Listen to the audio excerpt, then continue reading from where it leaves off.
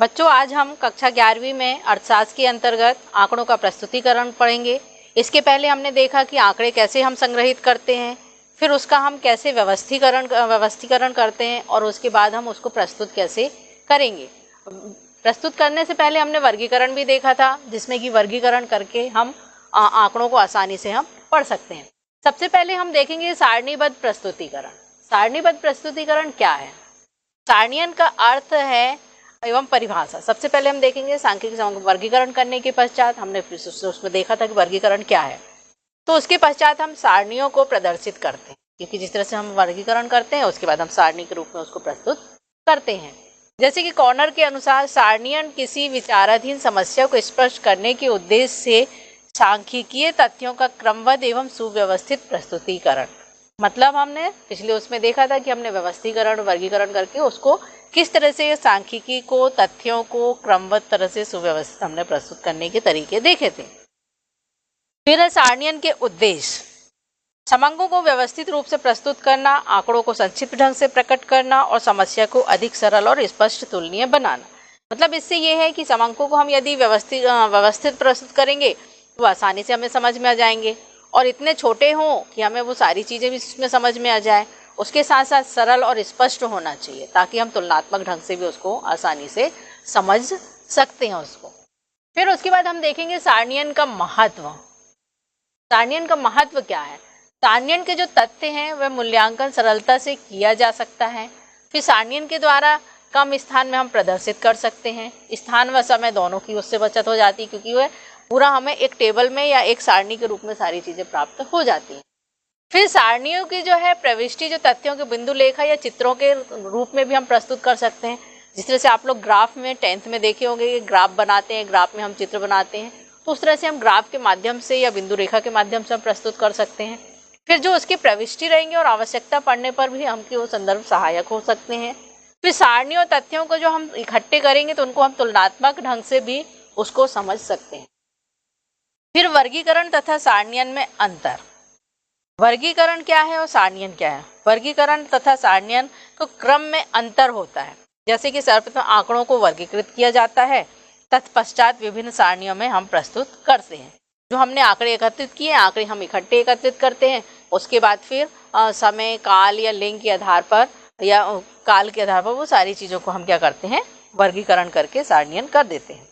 फिर वर्गीकरण में तथ्यों के समान और असमान गुणों को के आधार पर हम विभिन्न वर्गों में बांटा जा सकता है, जबकि सारणीयन जो है वर्गीकरण और तथ्यों के खानों और पंक्तियों में प्रस्तुत किया जाता है। फिर वर्गीकरण सांख्यिकी विश्लेषण की रीति है और सारणीयन जो है समंकों के प्रस्तुतिकरण की एक प्रक्रिया है। मतलब उसमें हम समंकों को कैसे प्रस्तुत करते हैं। इसमें अब सारणीयन में प्रयुक्त वर्गीकरण के 4 प्रकार हैं। गुणात्मक हमने देखा था। गुणात्मक में पिछले उसमें आपने देखा होगा कि हम जब जनगणना का देखे थे तो उसमें गुण के आधार पर यहाँ पर हम लेते हैं। इसमें गुण क्या हो सकता है? यदि हमने जनसंख्या लिया है तो इसमें हम महिला और पुरुष, फिर इसमें भी हम उसको अलग कर सकते हैं, इसमें विवाहित या अविवाहित। इस तरह से इसमें भी वही दोनों चीज़ें हो जाएंगी। इस तरह से हम क्या कर सकते हैं, गुण के आधार पर। हमने तो अभी जनगणना लिया है, लेकिन इसके अंतर्गत और भी दूसरी चीज़ें भी हम गुण के आधार पर अलग कर सकते हैं। अब यहाँ पर है मात्रात्मक। मात्रात्मक के आधार पर जैसे कि हम कौन सी मात्रा, जैसे कि अनाज लेंगे, अनाज जो है किलो के आधार पर होगा, और पानी लेंगे तो लीटर, तेल लेंगे तो लीटर, इस तरह से मात्रा के आधार पर होगा। कौन सी चीज़ कितनी मात्रा में हम ले रहे हैं वह चीज़ होगा। फिर ये कालिक और स्थानिक। कालिक में जो है, जो काल या समय जो होता है, इसके अंतर्गत क्या होगा, काल या समय। समय जो होता है वह, यह सब चीज़ें जो है जनसंख्या के अंतर्गत आती हैं। जैसे कि काल के अंतर्गत समय हो गया। स्थान, इसमें क्षेत्रीय भी हो सकता है, क्षेत्रीय, स्थानीय। इस तरह से हम स्थानीय आंकड़े, क्षेत्रीय आंकड़े, नगरीय आंकड़े, इस तरह से हम उसको प्रस्तुत कर सकते हैं। ये सारी चीज़ें जो हैं हमने पिछले उसमें जब वर्गीकरण पढ़ रहे थे उसमें ये सारी चीज़ें हमने एक बार देखी थी, ये आपके लिए रिपीट हो रहा है। फिर गुणात्मक वर्गीकरण, जो चीज़ हमने अभी आपको बताया, जैसे कि सामाजिक स्थिति भी हो सकती है, भौतिक स्थिति भी हो सकती है, राष्ट्रीयता भी हो सकती है। इस तरह से हम गुणात्मक वर्गीकरण इसको कहते हैं। इसमें लिंग एवं स्थान के आधार पर भी हो सकता है, जैसा कि हमने अभी आपको बताया। अब यहाँ पर आप देखेंगे लिंग एवं स्थान के अनुसार बिहार के साक्षरता प्रतिशत। यहाँ पर पुरुष जो हैं ग्रामीण क्षेत्र में इतने हैं, शहरी क्षेत्र में इतने हैं, टोटल उनकी संख्या जो है इस तरह से हो गई। उसी तरह से स्त्री का होगा, उस तरह पुरुष का होगा। जब हम यहाँ देखेंगे तो ये जब हम ऐसे टोटल करेंगे तो वह एक सा हो जाएगा। मात्रात्मक वर्गीकरण। मात्रात्मक वर्गीकरण के अंतर्गत आंकड़ों का वर्गीकरण जो विशिष्टता के आधार पर कहते हैं। जैसे कि हमने आयु ले लिया, कद ले लिया, उत्पादन ले लिया, आय ले लिया। इस तरह से हम ये मात्रा है कि उनकी आय कितनी है और कितनी ज़्यादा हो सकती है। इसको भी हम उसके लिए वर्ग सीमाओं के अंतर्गत रख के ही हम उसको व्यवस्थित कर सकते हैं या उसको व्याख्या कर सकते हैं।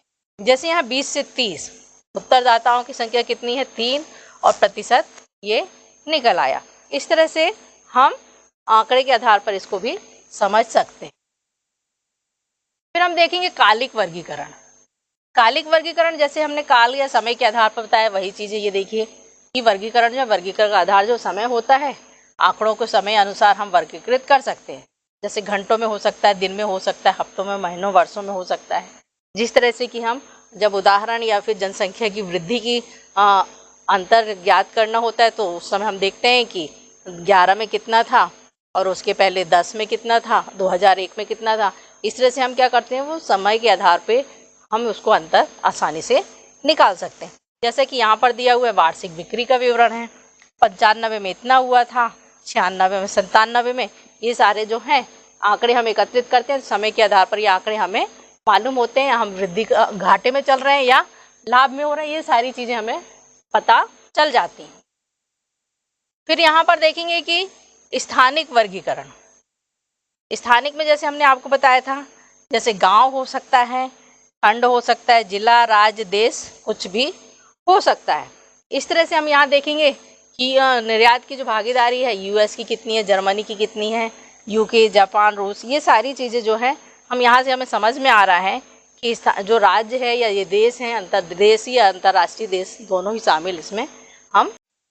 बच्चों ये जो हमने देखा कि वर्गीकरण जो हमने देखा, तो ये सारणियन जो है वर्गीकरण में हमने देखा था कि सारणी और वर्गीकरण दोनों ही प्राय एक समान है। थोड़ा सा अंतर होगा कि इसमें हम ये देश का देख रहे हैं, उसमें ये सारी चीज़ें आपको एक तरह से रिवीजन हो रहा है, ये आपको एक बार और देखना है और उसके बाद फिर अगले चैप्टर में हम देखेंगे कि हम उसको किस तरह से वर्गीकृत और कर सकते हैं।